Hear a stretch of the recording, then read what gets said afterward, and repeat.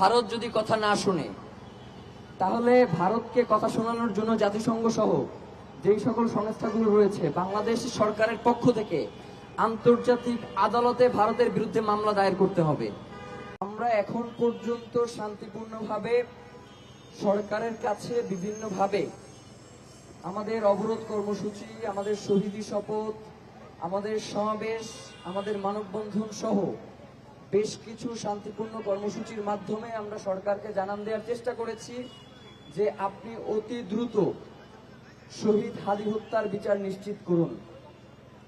কিন্তু এখন পর্যন্ত সরকারের পক্ষ থেকে সুনির্দিষ্ট কোনো তথ্য উপাত্ত আমাদের সামনে উপস্থাপন করা হয় নাই, যার মাধ্যমে আমরা আশ্বস্ত হতে পারি যে এই সরকার শহীদ ওসমান হাদির হত্যার বিচারের জন্য আগ্রহী। প্রিয় ভাইয়েরা, আমরা আগামীকাল পর্যন্ত আমাদের এই শান্তিপূর্ণ অবস্থান এবং শান্তিপূর্ণ যে কর্মসূচিগুলো আমরা দিচ্ছি সেটা চলমান থাকবে। আগামী 7 তারিখ মানে আগামীকালকে সরকারের পক্ষ থেকে চার্জশিট দাখিল করবার কথা রয়েছে। আমরা স্পষ্ট করে বলে দিতে চাই যে এইখানে ফয়সাল করিম, মাসুদ এবং আলমগীর এরা হচ্ছেন এই খুনের সাথে জড়িত সবথেকে ছোট ব্যক্তি, ছোট গুটি। মানে এই খুনে তো সে টাকার বিনিময়ে করেছে, তাইলে তাকে এই খুনটা করালো কে? অবশ্যই এর পিছনে কেউ না কেউ রয়েছে। আমরা সরকারের কাছে স্পষ্ট বলে দিতে চাই, আগামীকালকের চার্জশিটে কোনোভাবে যদি শুধু ফয়সাল করিমকে দিয়ে নামকে অস্তে একটা চার্জশিট দেওয়া হয়, বাংলাদেশের জনগণ সেই চার্জশিটকে প্রত্যাখ্যান করবে। এবং আমরা স্পষ্ট করে বলি যে শহীদ ওসমান হাদি শুধুমাত্র একজন নামকাওয়াস্তে ব্যক্তি নন, তিনি বাংলাদেশে জুলাই পরবর্তী সময়ে বাংলাদেশের স্বাধীনতা, সার্বভৌমত্ব এবং ভারতীয় আধিপত্যবাদ এর বিরুদ্ধে তিনি ছিলেন বাংলাদেশের সবথেকে বেশি ভোকাল, এবং সেই সাথে তিনি ঢাকা 8-এর একজন প্রার্থী ছিলেন। আমরা কাউকে ঢালাওভাবে দোষ দিতে চাই না এই হত্যার পিছনে, কিন্তু আমরা মনে করি যে যেভাবে আমরা কাউকে অবিশ্বাসও করি না, সেইভাবে আমরা কাউকে বিশ্বাসও করতে পারছি না। সুষ্ঠু তদন্ত না হওয়া পর্যন্ত সরকার, বিরোধী দল যারা সরকারে আসবে, ভারতীয় আধিপত্যবাদ, কাউকেই আমরা ওসমান হাদির হত্যার বাইরে বিবেচনা করছি না। আবার কাউকেই আমরা ঢালাওভাবে শহীদ শরীফ ওসমান হাদির হত্যার সাথে জড়িত এমনটাও মনে করছি না। আমরা ইনকিলাব মঞ্চ আজকে এখানে মার্চ ফর কর্মসূচিতে, মার্চ ফর ইনসাফ কর্মসূচিতে জুলাই আন্দোলনের সবথেকে গুরুত্বপূর্ণ যে স্পট রয়েছে তার অন্তত 10টা স্পটে আজকে আমরা যাব। সেখানের মানুষের সাথে কথা বলবো এবং মানুষকে আহ্বান জানাবো যাতে তারা শহীদ ওসমান হাদির হত্যার এই যে বিচার, এই ব্যাপারে তাদের সর্বোচ্চ পদক্ষেপ গ্রহণ করে।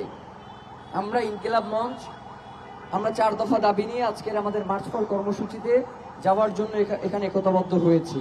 আমাদের প্রথম দাবি হচ্ছে শহীদ ওসমান হাদিকে যারা খুন করেছে, সেই খুনের যারা পরিকল্পনা করেছে, খুনে যারা সহায়তা করেছে এবং খুনিদেরকে যারা এখন পর্যন্ত সাহায্য করে যাচ্ছে, প্রত্যেককে চিহ্নিত করে গ্রেফতার করে বিচারের মুখোমুখি করতে হবে।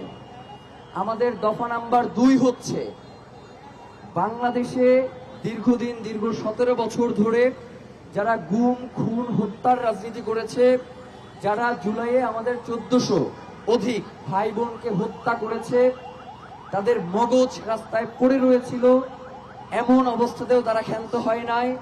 এমনকি তারা জুলাই পরবর্তী সময়েও তারা গুপ্ত হত্যা এবং শহীদ ওসমান হাদির মতো বাংলাদেশের স্বাধীনতা, সার্বভৌমত্বের একজন অকুতোভয় বীরকে দিনে দুপুরে রাস্তায় গুলি করে হত্যা করেছে।